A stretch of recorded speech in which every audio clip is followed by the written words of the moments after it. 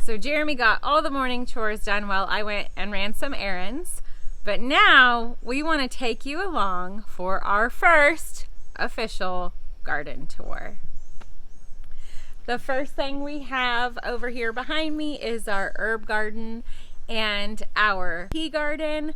I want to show you something I discovered this morning that I'm so incredibly excited about. If you've been following us, you know that we found mulberry trees in our woods, and I really wanted to transplant a mulberry tree to our front orchard because in the woods we don't get any fruit. It's just too shaded. So I asked Jeremy to dig me up a root, one of the suckers, and this morning I discovered that there is new growth on what I was really afraid was a dead stick. Look! Look! There's life in it. I'm so excited. We have new growth. And I've been like praying over this thing and watering it, and we kept it in the shade for a while. I'm so excited. So I had to share that with you guys. So let's go to the tea garden. So here we have lavender, lemon verbena, coneflower, which is echinacea, and lemongrass that we transplanted all the way at the end. It's trying to re-establish itself. But this, basically, I just wanted to bulk up what we already had that we knew we loved for teas in the winter, and that really helped boost our immune systems. So that's why we chose what we did. The main objective of this garden was just to boost how much we were harvesting. So that's our tea garden. So now let's go into the main garden. If you saw that video, you know I got this beautiful, amazing gate for Mother's Day and my birthday. I love this gate. I feel like it was just like the finishing touch for our garden. So let's go in. All right, so this is probably my favorite thing in the garden right inside the gate is my tower of peppers. So lovely. This is our green stalk. These are mostly all the peppers that made it through our overwintering. We did lose several of those. We've talked about that in other videos. So some of these were new peppers that we had to add, but it is really starting to fill out. I'm getting excited about it. That was one thing that I loved about us putting them in the green stalk was the anticipation of just literally having like this green column of food. So look at this. We have baby pepper. These are cayennes up here. So all of our hot peppers are up top. We've got one chili and then 2 cayennes and then hot peppers down here that are starting to produce. We've got a couple of jalapenos coming on over here, but then the sweet peppers, and the sweet peppers are really producing. This is one that we all really like. It is a purple sparkle, so really excited about that one already producing. And then there's some others on this back side that are just more of your traditional bell peppers. Now, I want to show you the other thing that I am really excited about in this garden, and that is the new addition where we added all the tomatoes. So back here is where we have all of our, what we call kind of our specialty fun tomatoes, Dr. Weich's, Cherokee Purples, German Greens, a lot of those just kind of fun ones that we're growing. Check this out, guys. So this row is actually like a surprise pack. It was just a variety pack of specialty ones. So this one is obviously going to be a purple. So, and oh, nasty little fella right there. We have been finding these, Cass has been finding these a lot lately, but we're finding them as babies just like that. If you guys don't know what this is, that is a baby hornworm. Horrible for tomatoes, and I am so mad that he has already chomped down on this tomato. So he's going to be destroyed. Okay, got that taken care of. So this whole area through here is where we have already fertilized. We've got to fertilize some other areas on the other side, but yeah, it is really looking cool. It kind of has that maze sort of feel, which I like. You know, you get lost in your tomato plants. This section through here, we're gonna have to work on this.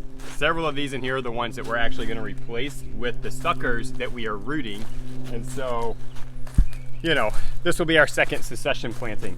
And then we continue on around. These are all of our paste tomatoes, which have recovered nicely. All of our tomatoes suffered from herbicidal damage from our rabbit manure. This one you can still see a little bit of, but they are overall rebounding really nice. We did have to like dig all these things up, clean out the holes, and replant them. So that was a chore, but it's starting to pay off. So this is our fun experimental plant in the garden, thanks to Jesse with Willowbrook Homestead. This is our loofah. Jesse, check this out. It is doing so well. It is probably, it's almost 5.5 feet right now. So it's gonna grow up maybe over the arch, definitely to the top of it, but it is looking really, really good. So that brings us full circle back around to our cherry tomatoes, and Cass is gonna show you our raised beds and talk about another little mistake that we had in these this year. So we are at the raised beds. I love raised bed gardening. I love raised beds because I could do square foot gardening and kind of get more bang for my buck. And also you kind of get that companion planting feel because you're in a small space planting a lot of different things. So this garden bed, we never put the rabbit manure in, and you can definitely see a difference in the plants. They are just doing super well. Right here we have the Sea Island red beans that were given to us by Homestead and in the City. And then we also just have some radishes growing and some carrots. I did a line of carrots, I did some radishes. And then we have just some fun ornamental flowers just to bring beauty and also to have that diverse planting in the bed. This side over here, you can definitely see we had top dressed it. This was the first one we planted, so we top dressed with the rabbit manure before we realized it. And so right now what we did was we took out the first 3 to 4 inches of soil because we only top dressed, and then we did a soil drench. We just really watered it heavily for 2 or 3 days to push down all of that herbicide that could potentially be in the soil. So I feel like the plants are already looking better. We did leave the beans that we had planted in there because they were doing okay. I'm hoping that we will save them. This is our squash, and Cass has already found a lot of eggs from the fine borers, so it's covered, so I'm gonna uncover it now.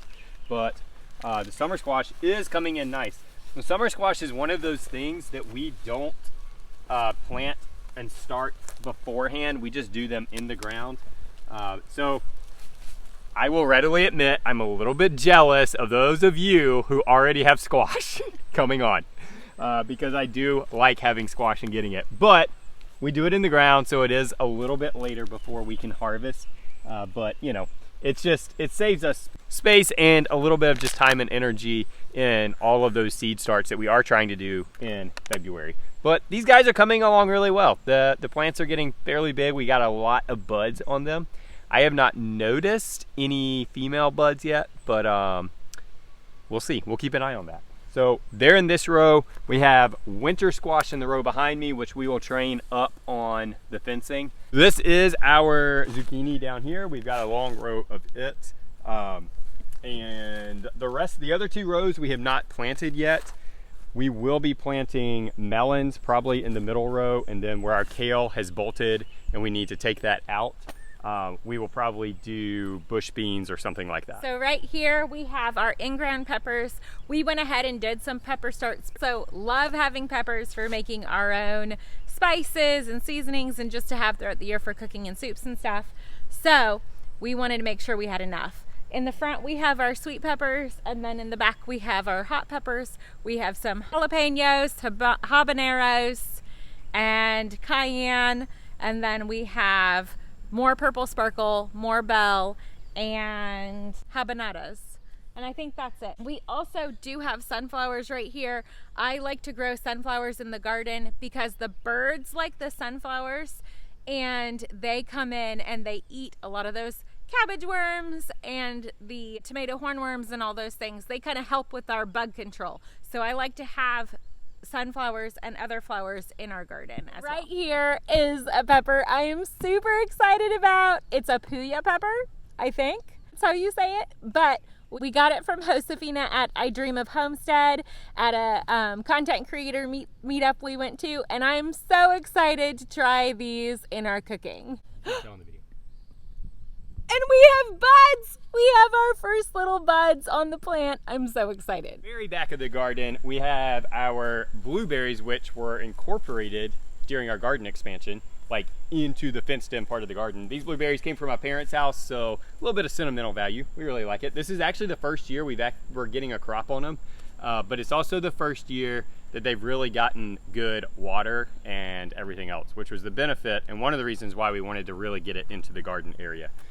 And then among the blueberries, we have sweet potatoes, which came from our friends Stan and Dina.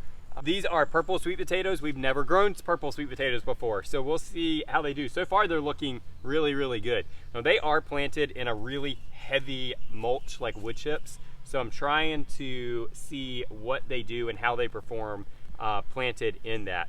They put off a good bit of growth, and they're looking healthy so far. So I think that we'll have pretty good luck with those. This is the last section of our vegetable garden area.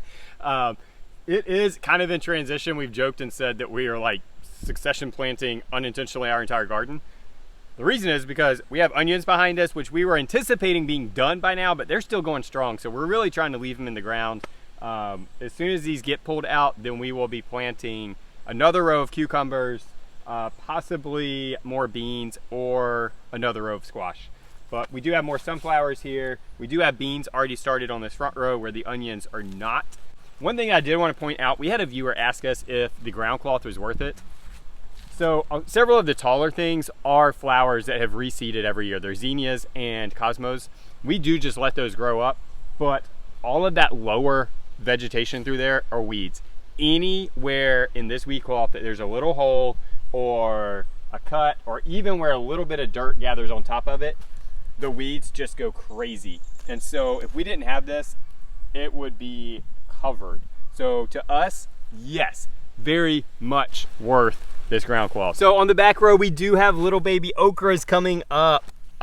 We have a full row of them. Not all of them have started coming up yet, but we do have several. So lots of okra. I love okra. We did put it in the back because it does get so tall, and we didn't want it to shade out anything else. First year that we've put it back here, so we'll see how it does. Keep you posted. So right behind our elderberry, we have all of our grapes.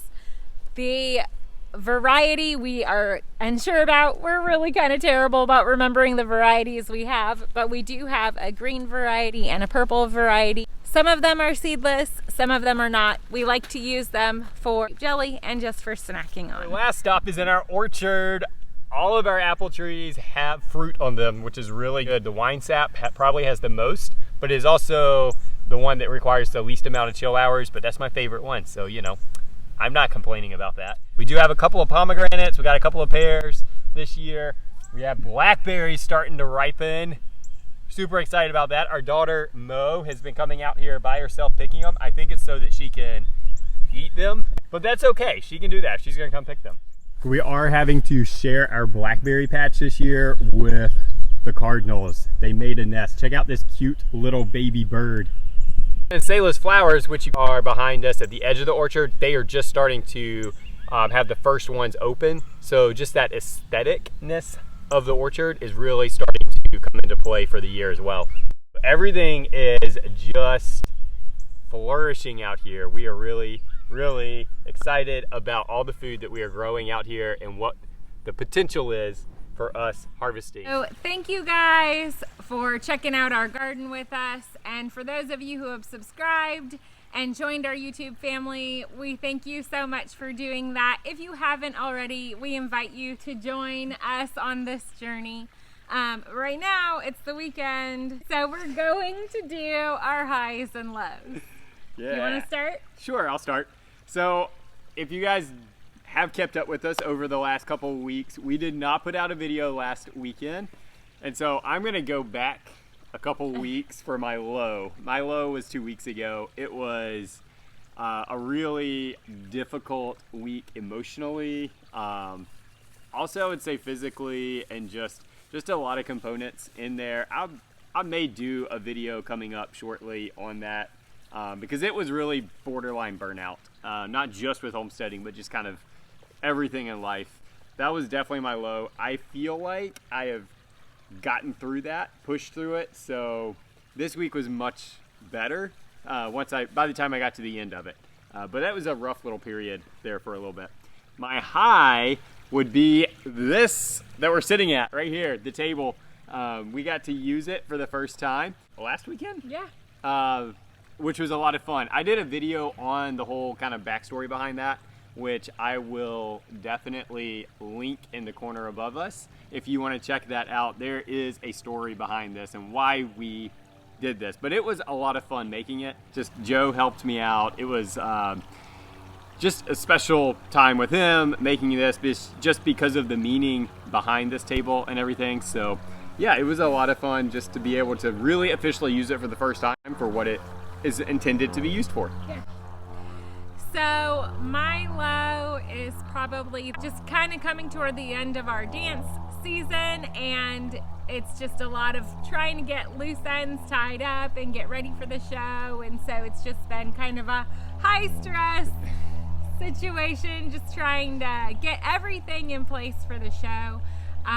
We don't do a recital at the end of the year, we do a show, and I helped the director write it. There's just a lot that goes into it, so it's trying to get all those loose ends finally done. My high is definitely just all the flowers and everything that's kind of popping up all over the homestead. Yeah. Selah has her garden, and I just feel like flowers are an essential part of the homestead. Obviously they bring in pollinators, but also there's just this peace, I feel like, and this joy that it brings to the property to see all the color and the variety and the uniqueness of every type of flower. So I have just enjoyed seeing everything kind of come into bloom. And it is exciting. Everything's really pushing out growth and all of that, so it's fun. It's fun for sure.